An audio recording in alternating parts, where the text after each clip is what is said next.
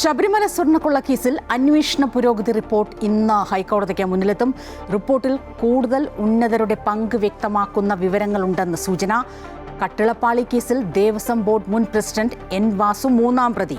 രേഖകളിൽ സ്വർണം ചെമ്പാക്കിയതിന് പിന്നിൽ വാസുവിന്റെ ഓഫീസിന് പങ്കെന്ന് SIT.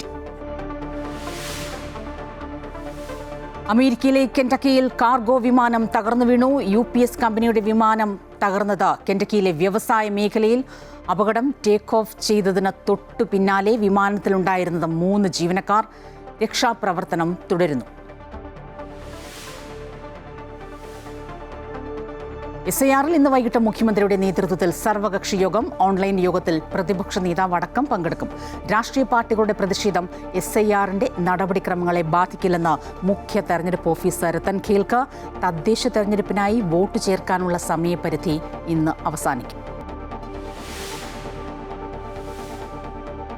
ബീഹാർ നാളെ പോളിംഗ് ബൂത്തിലേക്ക്. പാറ്റ്നയടക്കം 18 ജില്ലകളിലെ 121 മണ്ഡലങ്ങളിൽ നാളെ തെരഞ്ഞെടുപ്പ്. ഇന്ന് നിശബ്ദ പ്രചരണം.